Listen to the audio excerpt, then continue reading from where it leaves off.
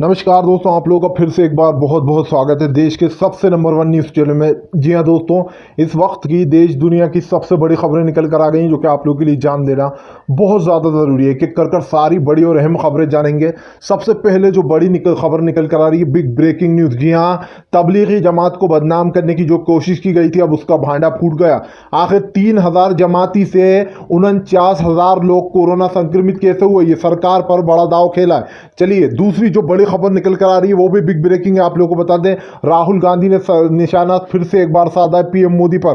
कहा अपने अपने झोले भरने में लगी हुई है सरकार और गरीब लोगों को छोड़ दिया सड़कों पर मरने पे। जी हाँ, जिस तरीके से पीएम फंड में पैसा आया उसके बारे में भी आप लोगों को विस्तार से बताएंगे।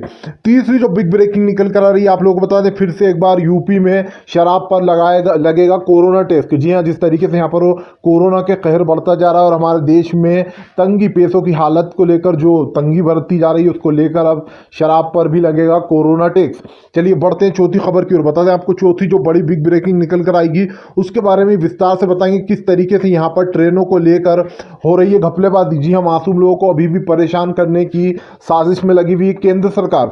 पांचवी खबर जो बिग ब्रेकिंग निकल कर आ रही, फिर से एक बार आप लोगों को बता दें, यूएन ने जो है उठाए हैं मुसलमान और हिंदू पर सवाल कि आखिर इंडिया में जो भाईचारा था वो कहाँ गया। ऐसे में पीएम मोदी पर साधा है निशाना और कई अंधभक्तों को जो है सऊदी अरब से बाहर फेंक दिया गया उठाकर, जो आरएसएस के लोग हैं। उसके बारे में भी आपको विस्तार से बताएंगे। तो चलिए बढ़ते हैं सबसे पहली खबर की ओर। दरअसल आप लोग बता दें, जो सबसे पहली बिग ब्रेकिंग निकल कर आ रही है वो तबलीगी जमात को लेकर आ रही है। दरअसल यहाँ पर तबलीगी जमात को लेकर जो गोदी मीडिया थी उसने अपनी अपनी तरफ से झूठी झूठी रिपोर्टें बनाई थी, झूठी झूठी न्यूज़ें चलाई थी, जिसको लेकर हिंदू और मुसलमान भाइयों के बीच में झगड़ा कराने की कोशिश की गई थी। आप लोग को बता दें, सबसे बड़े बड़े चैनल जिनको न्यूज़ों के नाम से जाना जाता था वो लोग यहाँ पर तबलीगी जमात को लेकर झूठी झूठी खबरें छाप रहे थे, जिसके चलते उनके ऊपर काफ़ी ज़्यादा एफआईआर दर्ज हो गई थी। चाहे वो रजत शर्मा हो, फिर या रूबिका लियाकत हो, या फिर अर्नव गोस्वामी जैसा एक दल्ला हो। अब ऐसे में यहाँ पर आप लोगों को बता दें, जिस तरीके से ये लोग दलाली कर रहे थे उसको लेकर यहाँ पर काफ़ी सवाल उठ रहे थे।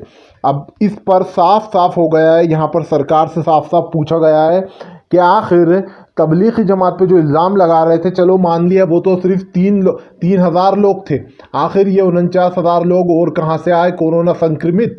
जी हाँ, आप लोगों को बता दें, सरकार पर ज़बरदस्त तरीके से सवाल उठ रहा है, क्योंकि हमारे देश में हिंदू और मुसलमान भाई जो हैं वो हमेशा एक साथ रहते हैं।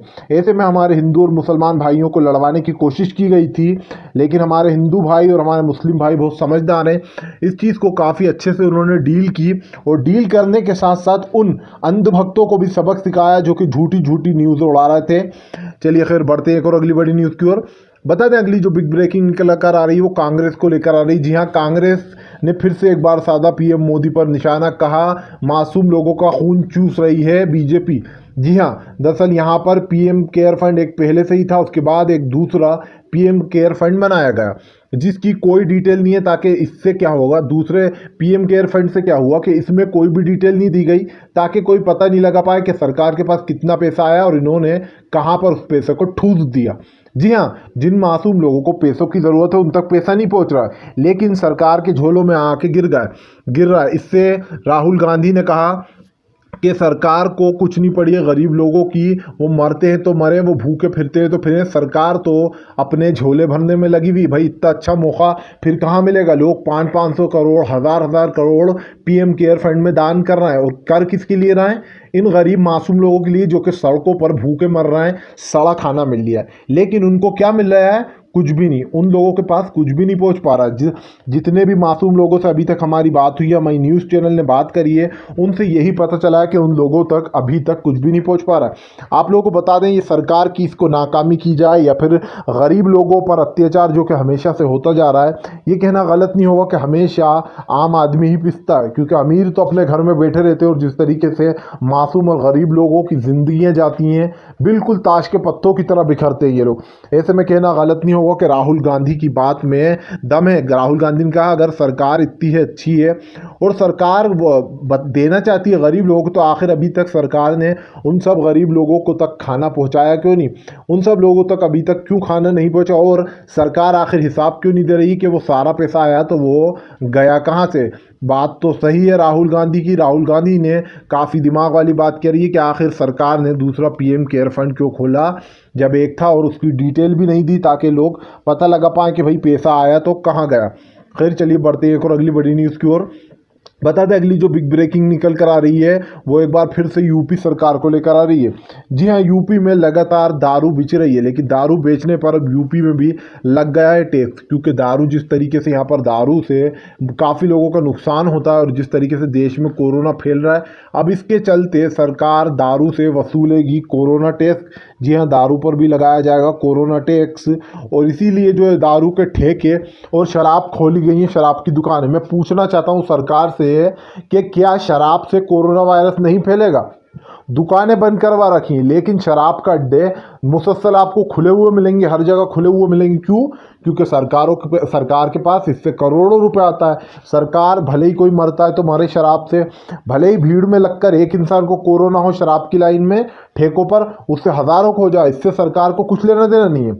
हमारे पीएम जी आएंगे, बैठ जाएंगे फिर से मौन बनकर और फिर से कहेंगे लॉकडाउन अब बढ़ाने का आदेश देते हैं हम, क्योंकि हमारे देश में कोरोना ख़त्म नहीं हुआ। भैया जब लॉकडाउन बढ़ाया है तो दारू के ठेके खुलवाने की क्या ज़रूरत है? मुझे समझ में नहीं आ रहा है। जिस तरीके से दारू के ठेके खोले गए, मासूम लोगों को तो और मतलब इससे नुकसान होगा। जो लोग 7 महीने से वेट कर रहे हैं, जो 2 महीने से घर में पड़े हुए हैं, जिनके पास ना ही खाने को खाना है, ना ही रोटी है, ना नौकरी है, ऐसे में पीएम मोदी क्या चाहते हैं कि ये लॉकडाउन और आगे बढ़ता जाए। या तो अगर उनको लॉकडाउन करना था तो फिर बिल्कुल सही तरीके से करते, क्योंकि ये शराब की जिस तरीके से दुकानें खुलवाई हैं उससे तो मासूम लोगों को नुकसान ही होना है। और भी जो है यहाँ पर लॉकडाउन बढ़ जाएगा, अगर उन लोग में से कुछ लोग एक संक्रमित हुआ तो उसमें 1000 संक्रमित हो जाएंगे। तो इस चीज़ पर काफ़ी ज़्यादा सवाल उठते हुए नजर आ रहा है। खैर चलिए बढ़ते एक और अगली बड़ी न्यूज़ की ओर। बता दें अगली जो बिग ब्रेकिंग निकल कर आ रही है असदुद्दीन ओवैसी को। जी हाँ, असदुद्दीन ओवैसी ने कहा आखिर मासूम लोगों को अभी तक कुछ क्यों नहीं किया सरकार ने? सरकार कब से कह रही है कि हमारे पास हम एक एक इंसान तक खाना पहुंचाएंगे, एक एक इंसान तक गल्ला देंगे, तो आखिर अभी तक सरकार सो क्यों रही है? आखिर अभी तक गरीब लोगों को खाना क्यों नहीं मिला? आप लोगों को बता दें असदुद्दीन ओवैसी ने कहा जिस तरीके से सरकार के पास ज़बरदस्त तरीके से पैसा आया, सभी ने डोनेट किया। आप लोगों को बता दें बॉलीवुड के बड़े बड़े स्टार हो या फिर कोई बिजनेसमैन, सभी ने हज़ार करोड़ 500 करोड़ रुपए पीएम केयर फंड में डाले। लेकिन उसके बावजूद जो गरीब लोग हैं, जो मासूम लोग हैं, वो अभी भी, पहले भी भूखे थे, अभी भी भूखे थे। आप किसी भी गरीब के पास चले जाओ, उससे पूछ लो प्रवासी मजदूरों से, वो यही बोलेंगे कि हमारे पास कुछ नहीं आया, ना हमें कुछ दिया गया। क्यों? क्योंकि जो बीच में आता है वो लोग खा जाते हैं, उन गरीबों तक तो पहुंच ही नहीं पाता। यही हमारे देश की सच्चाई है। और सुन लो अंधभक्तों, जब तक तुम लोग अंधभक्ति दिखाओगे ना तो किसी धर्म को तुम लोग टारगेट करोगे, चाहे वो हिंदू भाई हो या मुस्लिम भाई हो, धर्म से कुछ लेना देना नहीं है। अंधभक्तों, जिस तरीके से मासूम लोगों की जान जा रही है, इसके जिम्मेदार सिर्फ और सिर्फ ये अंधभक्त हैं, जो कि पीएम मोदी जो कहता है वो आंख मूंद कर सुन लेते हैं। चलिए खैर बढ़ते हैं एक और अगली बड़ी न्यूज़ की ओर। बता दें अगली जो बिग ब्रेकिंग निकल कर आ रही है उद्धव ठाकरे को। जी हाँ, उद्धव ठाकरे का लगातार कसता जा रहा है अर्नब गोस्वामी पर शिकंजा। दरअसल आप लोगों को बताया जिस तरीके से उद्धव ठाकरे ने वो लिया स्टैंड, जिस तरीके से उद्धव ठाकरे ने गोदी मीडिया के मुंह पे एक जोरदार तमाचा जड़ा, इसको लेकर मीडिया में काफ़ी ज़बरदस्त जो है यहाँ पर दहन फैल गया। जी हाँ, जो गोदी मीडिया लगातार हिंदू मुसलमान कर रही थी, अचानक उसको सांप सूंघ गया। क्यों सूंघ गया? क्योंकि अर्नब गोस्वामी पर अब कसक लिया है उद्धव ठाकरे ने बहुत ही ज़बरदस्त तरीके से शिकंजा। उद्धव ठाकरे ने कहा है जिन जिन लोगों ने भी तबलीगी जमात का मजाक बनाया था या फिर मजाक बनाने की कोशिश की गई थी, उनको बख्शा नहीं जाएगा, ना ही उनको छोड़ा जाएगा।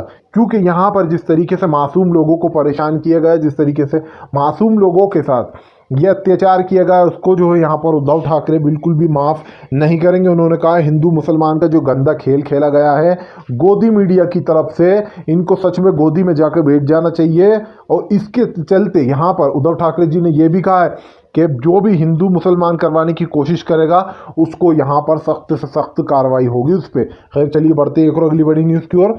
बता दें अगली जो बिग ब्रेकिंग निकल कर आ रही है वो प्रवासी मजदूरों को लेकर आ रही है। जी हाँ, प्रवासी मजदूरों के साथ लगातार ट्रेनों में हो रहे हैं पैसे मांगने की घटनाएं।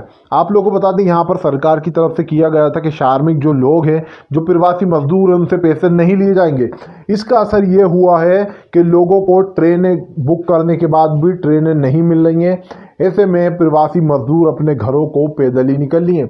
आप लोगों को बता दूं, जब आप इनको चलते हुए देखोगे तो आपकी आंखों से अगर आंसू ना गिर जाएं, अगर आप सच्चे हिंदुस्तानी हो, अगर आपके दिल में देशभक्ति और अगर आपके का दिल एक सच्चा दिल है, तो आप इन गरीबों को देखो। आप इन गरीबों को देखने के बाद आपको अगर रोना नहीं आए, आप खाना नहीं खाओगे घर जाके। जिस तरीके से ये मासूम लोग, जिस तरीके से दिल्ली से मुंबई निकलना या फिर इतना लंबा लंबा पैदल चल के जा रहा है, कुछ लोग कह रहे हैं हम साइकिल से जाएंगे, कुछ लोग कह रहे हैं हम पैदल निकलनी है। तो ये देखकर सरकार की नाकामी साफ साफ पता चलती है कि हमारे देश को इस बीजेपी ने अब की बार बर्बाद करके छोड़ दिया है। जी हाँ, जिस तरीके से मासूम लोग परेशान हो रहा है, ऐसा 50 साल में कभी नहीं हुआ। जिस तरीके से हिंदू मुसलमानों को लड़वाया गया, जिस तरीके से हमारे हिंदू और मुसलमान भाइयों में जो एकता थी उसको मिटाने की कोशिश की गई, लेकिन वो सक्सेसफुल नहीं हुई। उसका असर ये मिला कि बड़े बड़े शहर जैसे कि यूएन हुआ, सऊदी अरब हुआ या फिर तुर्की हुआ, बड़े बड़े देशों ने आपत्ति जता दी और पीएम मोदी के खिलाफ। आप लोगों को बता दें, अगर आपको पता नहीं हो, जिस तरीके से ट्रंप डोनाल्ड अमेरिका के, जिसने व्हाइट हाउस ने सबसे पहले व्हाइट हाउस से अनफॉलो किया गया, पीएम मोदी को निकाल दिया गया, उसके बाद ट्विटर पर भी अनफॉलो कर दिया गया पीएम मोदी को। आप लोगों को बता दूं इसका अंदर का सच, दरअसल सऊदी अरब जो है वो बहुत ही पावर शक्तिशाली देश है। ये बड़े बड़े देशों ने जो है पीएम मोदी के खिलाफ एक रिपोर्ट दी, जहां पर बोला गया है कि पीएम मोदी जो भी हैं यहाँ पर, जिस तरीके से यहाँ इंडिया में एक समुदाय को टारगेट किया जा रहा है और जानबूझकर वहाँ पर हिंदू मुसलमानों की लड़ाई कराई जा रही है इंडिया में, इस चीज़ को लेकर एक रिपोर्ट दर्ज की गई है, जिसमें यहाँ पर कई देशों ने जो है आपत्ति जताई है। अब इस पर पीएम मोदी को देना होगा जवाब। अगर जवाब नहीं देंगे तो इसका भी हाल बहुत बुरा होने वाला है। आप लोगों को बता दें कि हमारे इंडिया के बहुत सारे भाई लोग सऊदी अरब कमाने जाते हैं बेचारे, क्योंकि यहाँ पर काम नहीं मिलता उन्हें। बहुत सारी बड़ी बड़ी फैक्ट्रियों में वो लोग काम करते हैं बाहर जाके यूएन में, लेकिन ऐसे में अब उन लोग के लिए मुसीबत आ गई है, क्योंकि उनको वहाँ से बार बार बाहर भेजाया जा रहा है। और ये कहना गलत नहीं होगा, ये हुआ है तो सिर्फ सरकार की वजह से, और सरकार ही हमेशा इंसानों की मौत की जिम्मेदार बनती है और उनके भूखे मरने की भी जिम्मेदार ये सरकार ही है।